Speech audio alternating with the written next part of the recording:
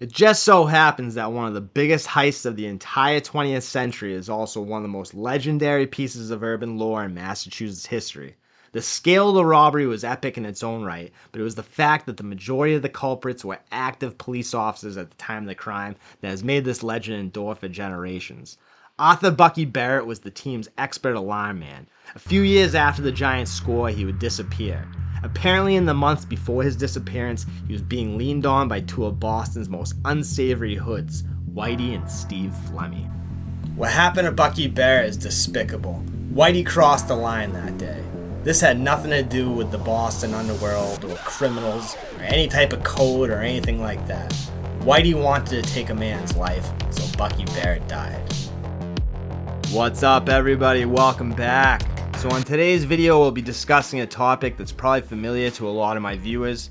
People who are alive when the events transpired probably will vividly remember the historic 1980 robbery, mostly for the fact that policemen made up the majority of the heist team. I'm sure a lot of people are also familiar with author Bucky Barrett's connection to the famous robbery, along with his subsequent disappearance and death as a result of his role in the score. It would come out decades later to the public, although I'm sure in the Underworld they knew a long time before that Whitey was responsible for author Bucky Barrett's demise. He was one of three very unfortunate souls that entered 799 East 3rd Street in South Boston to never again leave the premises alive. Most people know what happened to Bucky Barrett, and to a certain extent they know why. But in reality, why did it need to happen? Kevin Weeks recently talked about it on an interview on Mike Lee's podcast, and he admits that Bucky's death, besides obviously the women, bothered him more than anybody else. It was almost refreshing to hear Kevin Weeks during his interview say that he personally felt bad about Bucky Barrett and there was really no reason to do him in such a foul way. When I read Black Mass or other books about the Boston Underworld, this particular crime is never given a proper explanation. Bucky Barrett wasn't cooperating against them with law enforcement, he hadn't wronged Whitey or his crew. A lot of other people that Whitey was extorting at this time period, for example the old Jewish bookies from Chelsea and Brookline, he didn't feel the need to whack them after he put the squeeze on them. I've always wondered if there was something I was missing, maybe something that most people don't know about the Bucky Barrett situation. Was it simply that Whitey was just getting out of control with his greed for money, power, and absolute control? Kevin Weeks himself said there was no need to take out Barrett. It made no sense. He gave them everything they asked for and more. Whitey simply did it because he wanted to do it. This wasn't the safest time to be operating in the Boston and Massachusetts underworld. Beyond your traditional organized crime elements, which the state has them all, Massachusetts is the land of big scores and epic heists. Going all the way back to the 1950s with the Brinks robbery and then the Plymouth mail truck heist, Massachusetts has been known as a place of legendary scores and prolific teams of stick-up men, getaway drivers, alarm men, safecrackers, among other skill sets that fill out different crews' needs. In the second half of the 20th century, being known as someone who could put together these big jobs or that you were a part of one of these crews was almost as impressive as being a doctor or a lawyer, at least in the criminal universe anyhow. I could be wrong, but I feel like in the 70s through the 90s, Massachusetts had some of the most legendary and prolific crews in United States history. Boston and Massachusetts guys are well known throughout the federal prison system, along with their reputation as guys who pull off big jobs. A lot of the attention gets centered around the Charlestown neighborhood of Boston, but these crews were from everywhere in Massachusetts, even Gloucester. Now, when I said that it wasn't the safest time to be a criminal in the early 1980s, I was referring to the underworld laws of protection and tribute. Since the early days, if you were a criminal, you needed to be connected to someone. It didn't necessarily mean that you had to be a member of that person's immediate organization. You basically just couldn't be an independent contractor in the underworld. If you weren't connected or protected by someone and you were making money illegally, then you were rife for extortion. That's why someone always got a piece of a big score, whether it was the North End or Raymond down in Providence or even the guys of Winter Hill in Somerville. Guys who weren't actual members of these organizations still kicked up a percentage of their take as tribute, but really it was protection money. So say for example you took down an armored truck in Revere. You give the guys in the North End a couple stacks. That way when other people eventually come sniffing around looking for some of the proceeds, you can tell them, hey, I'm with the Angulos. Usually that's enough to keep the wolves from your door. But by the early 1980s, times were changing. Now, obviously no one wants to give up their hard-earned gains, especially if the people receiving the money had nothing to do with the planning or the execution of the job. But those were the rules, and for the most part, criminals understood it and accepted it. Those who tried to avoid kicking up always found out the hard way. If a big score goes down in the greater Boston area, it's only a matter of time before everyone knows who did it. It was just too small of a criminal underworld for secrets to exist. Things were beginning to unravel as far as the code among criminals goes by the early 1980s. The feds were all over the Angelos and Raymond, plus the old man's health was starting to fail. All the top guys in Winter Hill went away in '79 or were on the lam because of the horse race fixing indictment. In this void, the slippery Stevie Flemmi and Whitey slithered right into the underworld power vacuum. Seeing the traditional powers diminished and distracted with their own problems, Whitey and Stevie started grabbing with both hands. No one was safe, definitely not old Jewish bookies or big-time dealers, and of course, guys who pulled off big scores. It's basically a well-known fact at this point that was Whitey and Stevie's hustle. They would find out who was making money in the underworld, find out who was unprotected, and then move in. They extorted criminals who made money illegally. It's not that complicated. People are afraid of these guys. If you didn't want the smoke when they came a knocking, then you gave them their money. No matter how much it rubbed you the wrong way or if you didn't personally like them, if your army was smaller than theirs, then you kicked it in. It's the unfortunate truth. Being a criminal isn't all it's cracked up to be, kids. You pull off this legendary caper, millions of dollars. Now you have to sit on the money for months, sometimes years. You can't enjoy it. All the while the feds breathing down your neck day and night, following you everywhere you go. If that's not enough, sharks like Whitey and Stevie start to circle your boat looking for theirs. The books and the movies make it look really glamorous, but the reality is not so much. There's very little enjoyment that follows these epic scores. It's usually a trail of deceit or betrayal that ends with prison and, of course, death. Now, in Black Mass, the book, the movie was awful, come on. It paints a pretty vivid picture of Whitey and Stevie driving around in that sick, I think it was a black Oldsmobile Cutlass, like 85 or something. Definitely a G-ride to the fullest, but they were cruising around daily looking for extortion targets. In hindsight, this all seems very clear that this was happening, that this was their whole game. But I think back then when it was actually taking place, people really didn't know about Whitey and Stevie yet. I'm not talking about the fact that they were FBI cooperators or the women. I don't think other criminals were aware of how greedy, selfish, and just kind of generally evil these guys were. I mean, if I was reading this stuff, I was thinking, why would anybody get involved with these guys? It only ends one way. But that's how I perceive it now, knowing all this stuff. Back then, they were just Jimmy and Stevie, the remnants of Winter Hill, trusted, well-known criminals with respected resumes. Whitey did time in Alcatraz for bank robberies in the 1950s, and Stevie was one of the few remaining survivors of the epic 1960s conflict and a former member of Wimpy Bennett's Roxbury crew. So when Whitey and Stevie started sniffing around Arthur Bucky Barrett in the early 1980s, Bucky probably thought he was good. He had aligned himself with Cadillac Frank Salemi, who was still in prison.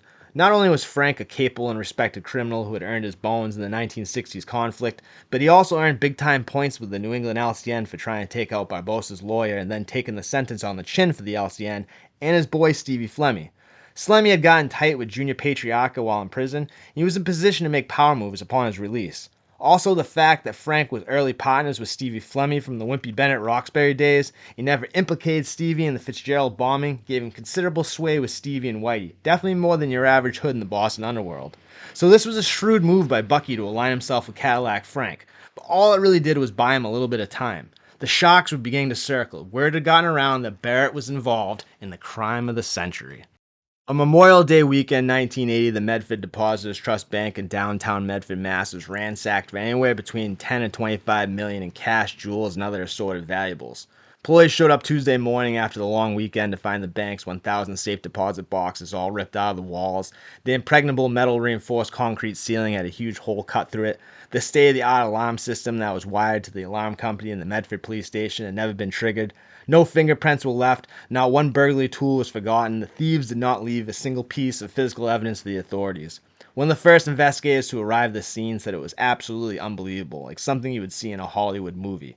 This was no simple hold-up robbery. This was at the time the biggest robbery in New England history, and still to this day is one of the most legendary crimes, not just in Massachusetts history, but the United States. Not only because it was such an epic, well-executed score, because the perpetrators were mostly cops. The cops are the robbers. That would be the headline, but that wouldn't be until years later. Initially, it was the perfect crime. There was no suspects at the onset of the investigation.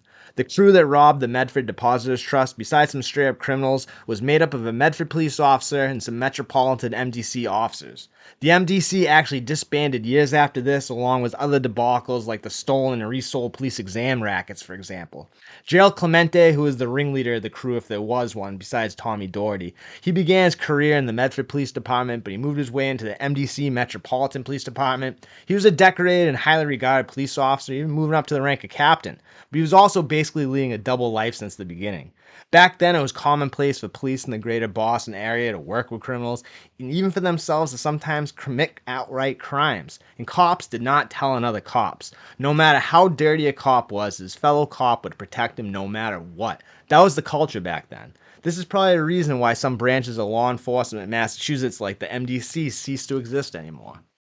We'll talk about Gerald Clemente and Thomas Doherty and the corruption of the MDC police in future episodes. I just wanted to outline that these guys didn't wake up one morning and decide to go rob a bank. It was a long criminal progression. The idea to rob the bank happened by mistake in reality. Another very corrupt MDC officer, Joseph Bangs, who was really more of a criminal in a uniform than anything else. He and his fellow criminal partner, another Tewksbury, Mass. Man named Francis Brother O'Leary, approached Clemente and asked him if they knew a good alarm man. Bangs and O'Leary originally wanted to rob a TV store in downtown Medford. Clemente clearly thought this was a waste of resources for such a small score. He said he knew an alarm guy, but he wanted to rob the Medford Depositors Trust Bank in Medford instead. The bank was known to have a state-of-the-art vault with a time-locked steel doors and 18-inch steel-reinforced concrete walls to hold large amounts of cash. There were also 1,000 double-key steel safe deposit boxes that contained countless untold fortunes. Clemente told Bangs and O'Leary to get in touch with Thomas Doherty, a sergeant in the Medford Police Department, and also a completely rogue cop as well. It didn't take much to convince Bangs and O'Leary that the bank was a much better lick. For this, though, they needed an alarm guy, not just any alarm guy. The bank had a state-of-the-art silent alarm that, when triggered, sent a signal to the alarm company in the Medford police station. There was no way of knowing if it had been triggered either. It was very high-tech for the times. For this, they brought in the best alarm guy in the game, Arthur Bucky Barrett. Barrett was an old-school con who spent much of his youth at the Middlesex Training School, a reform school in Tewksbury. He was more or less a low-key career criminal. He had a very high skill set and lived his life amongst the old-school criminal code. Bucky also brought in another old-school con friend of his, simply known as Charlie. Kenny Holmes, which was Charlie's real name, never worked a legit day in his life, but word on the street was the guy was one heck of a safecracker. That's the big difference here. Like, Bucky Barrett was a highly skilled criminal. He was one of the best alarm guys in the game. And his guy, Charlie, was one of the best safecrackers out there. These were like highly sought after skilled in the criminal underworld. Guys like Whitey and Stevie, they had no skills whatsoever. Bucky Barrett was a low-key, quiet guy. He was about his business. He was really highly skilled. Like, people wanted him on jobs. He was a guy that people like was highly sought after. Whitey and Stevie were just violent guys. They didn't have any skills except extorting people and terrorizing people and threatening them with violence. And then, if they didn't get what they wanted, you would disappear. So rightly so when Frank Salemi called them jackals, because that's exactly what they were. They're out there just terrorizing people like Arthur Bucky Barrett, who the guy really was just a stand-up dude. He was a highly skilled professional criminal and just a stand-up, quiet, mind-your-own-business type of dude. So about a month before the robbery, Bucky went down to the bank on a weekend night to fiddle with the wiring of the alarm system. That's how vocationally inclined Bucky Barrett was. He went down there and by monkeying around with their alarm system, he discovered how the system operated. It's almost like a very talented chef who can tell what another chef uses for their recipe by simply tasting their food. He figured out how the alarm system worked and built a device with the capability to block the outgoing signal from the alarm system to the police station. It was absolutely genius and a game changer. Without this device and Bucky's skill set, this job probably would have never happened. For 2 months straight, Clemente and Barrett would go to the bank every night and try this device on every single wire to see if it would trip the silent alarm. Of course, they had their boy Thomas Doherty at the Medford Police Headquarters relaying them info to see if any of this activity around the bank was on the cops' radar. It was not even in the slightest. Clemente and Doherty staked out the bank like a couple of good cops, but unfortunately they weren't building a case. They were pulling off a major score. Finally, after months of meticulous planning, it was time to set the events in motion. The crew decided that Memorial Day weekend was the perfect time to execute the crime. The bank would be closed on Monday for the holiday, and this would give the guys 3 whole days to deal with any obstacles that might present themselves. These guys were prepared. They had dynamite, acetylene torches, magnesium burning rods, a cave biter core bit for a giant drill that could chew through steel-reinforced concrete. So on Saturday night of Memorial Day weekend, the crew showed up for duty. Coincidentally, Thomas Doherty was actually on duty during the crime. He was in fact the top Medford cop on duty. So he positioned himself directly outside the bank in a patrol car, watching for trouble, and of course steering other Medford cops in every other direction except the bank. Again, a Hollywood writer couldn't make this stuff up. While Bucky Barrett used his device to block the silent alarm signal, Joel Clemente picked the lock of the business next door in order to gain access to the bank. They were going to break through the cinder block wall separating the two buildings. The crew blasted their way through the joining wall to where they were directly above the vault. Then they cut a hole into the ceiling and dropped down to the vault from above. Like I said, one of the first investigators to arrive on the scene said it looked like a Hollywood movie. After every time a task was completed, the crew would check in with Tommy Doherty to make sure that nothing they were doing was raising any red flags. They were good, but about an hour into the job, the whole heist almost got completely derailed by a couple of Brigham's employees. Side note, man, I miss Brigham's. They used to have a sick one at the old North Shore Mall my yaya used to always bring me to, and they used to have one at the Eastern Ave Shopping Plaza in Gloucester as well. Bring Brigham's back, man. Bomb cheeseburgers and coffee fraps. What's up? Anyhow, a Brigham's manager and employee were going to come in while the restaurant was closed to do the dreaded inventory. Luckily, before the unsuspecting working stiffs could foil the heist, Tommy Doherty did some quick thinking and convinced them that there was something going on and they needed to leave immediately. I'm not sure what he did, but it worked and they left. Initially, the big heist seemed like kind of a bust. Apparently, before the Memorial Day weekend, large amounts of cash had been transferred to a different location. The crew only found a meager $60,000 in cash in the safe located in the vault. The crew then turned their attention to the 1,000 safe deposit boxes located in the bank. A lot of people believe this was the original target, that the vault was somewhat of a decoy. Word on the street was that some very important people kept small fortunes in these safe deposit boxes. Now again, these aren't the type of men you would normally want to steal from, but if they didn't intend to get caught, then how was anyone going to find out? The crew worked tirelessly through the night, regrouping each morning at Joe Bang's Tewksbury home to tally their earnings and make a plan for the day. The crew returned to the bank 2 more separate times on Sunday and Monday nights. These guys worked around the clock, tearing through the hundreds of safe deposit boxes. Finally, early Tuesday morning before the bank was to reopen, the crew finished up the final touches on the job. The bank staff arrived Tuesday morning to see what the crew had been up to all Memorial Day weekend. It was shocking, to say at the very least. There was no suspicion of a robbery taking place, so when the bank employees arrived to see their place of business utterly destroyed, they were shocked. The Medford police, I imagine, must have really felt a sting of embarrassment on this one. They had to have known that there was no way a job of that scale could have taken place in the middle of town without any alarm being raised. Something was fishy and it wasn't the Gloucester waterfront. Right from the jump, the FBI stepped in and took over jurisdiction of the case. It's not like the FBI could write a handbook on ethics or morals, but it was clear to the government agency that the local Medford police and the Metropolitan MDC cops were greatly compromised, to say the least. Doherty, Bangs, and Clemente were all taking heat over the heist. The authorities knew that these guys were involved, but there was not one piece of physical evidence left behind.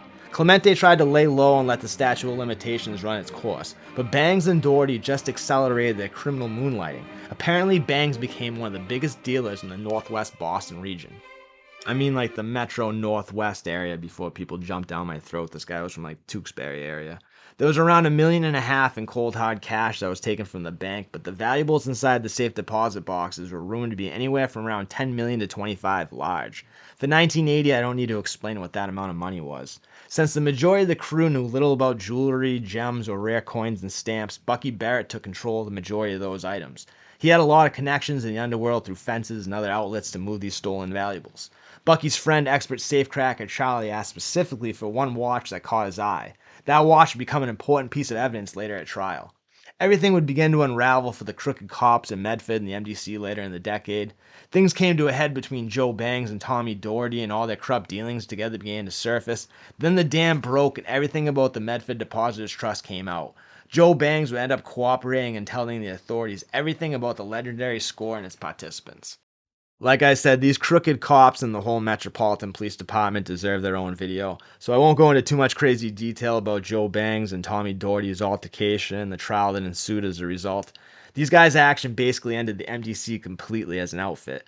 But as for Arthur Bucky Barrett, he never really had to face the music, as they say. That's because it's a few short years after the legendary score, Bucky disappeared. I think a lot of criminals and maybe even authorities knew what happened to Bucky, but it wouldn't be proven as a fact until Kevin Weeks started bringing investigators to where all the bodies had been buried or reburied. I remember vividly being locked up in 2002 when I was on the State House crew at the Lawrence Farm. We would get bussed into Boston from Lawrence every day and work for free at the State House, which, by the way, is an incredibly cool old building that I've explored extensively. But I can remember we were all in this little break room having coffee in the basement when it came on the news, and Kevin Weeks was showing the authorities where all the bodies were buried. It was crazy. I remember that vividly. By this point, Whitey and Stevie had moved their operation to Lancaster Street in Boston's Old West End around the corner from the Garden. With Howie Winter locked up and Joe McDonald and Johnny Moderano on the lam, Whitey was starting to feel the power rush into his head. He was beginning to think that he was entitled to a piece of everything that was being illegally earned in the greater Boston area. I think this feeling of entitlement and greed grew over time with Whitey as he consolidated his power, but on the other hand, I think it came natural to Stevie Flemmi. I don't think anyone told the Flemmi boys no as children. Just look at the sociopathic entitlement of Stevie and Jimmy the Bear, his much crazier brother. Ever since the old days in Roxbury, Stevie wanted a piece of everything. Any girl he saw that he liked, he thought that was his too. Cadillac Frank, who knew Stevie longer and better than most people, was famously quoted saying, "Two things you don't mess with, Stevie's money or his women." Flemmi was the biggest snake in the grass in the entire Boston underworld. His selfishness and self-centeredness are shocking, even in a world of narcissistic criminals. So when Arthur Bucky Barrett, the well-respected old-school con expert alarm man, was summoned to the Lancaster Street garage / headquarters, he was on guard. The Boston underworld, and Massachusetts for that matter, is a small universe. It didn't take long for the rumor mill to get going after the big score in Medford. Apparently not only had the people involved been found out, but guys on the street were also hearing stories about the valuables stolen from the safe deposit boxes. Apparently Jerry Angulo and other members of the Boston LCN had possessions at the bank, and they were not pleased. Jerry Angulo, not realizing that Steve Flemmi had been snaking on the North End for decades already, reached out to Flemmi and Whitey and asked for assistance in retrieving the valuables. Word on the street was Bucky was connected to and thus protected by Cadillac Frank Salemi. Although not made at this point, Frank had gained considerable favor with the LCN for taking the Fitzgerald case on the chin, and also by basically inserting himself inside Larry Bayonne's rectum. Jerry Angulo respected the code and didn't want to offend Frank by strong-arming his man Bucky, so he asked Frank's friend Steve Flemmi for some assistance. Jerry Angulo might have respected the criminal code, but Whitey and Stevie respected Ugats. This was a perfect opportunity for them to try to extort Bucky for his share of the plunder. They were salivating hearing the stories of the cash, jewels, and other valuables that had been stolen in the heist. When Bucky arrived at Whitey's garage, they got right to it. They knew he was involved in the robbery. There were valuables that belonged to Jerry Angulo and other prominent LCN figures in Bucky's possession, and they wanted them back. They also made up a fictitious claim that Winter Hill had a considerable amount of cash in a safe deposit box, and they wanted that back as well. Bucky played it cool. He was no greenhorn. He said he wasn't aware of Angulo's claim or that any of Winter Hill's money had been stolen. He added that he was aligned with Cadillac Frank Salemi. He was going to visit him in prison and seek counsel on how to proceed against these claims. I'm not sure how Whitey and Stevie took this. Probably not well. Like I said, these were two men that did not like to be told no. But Frank Salemi had a clear reaction to the situation, and he was not happy.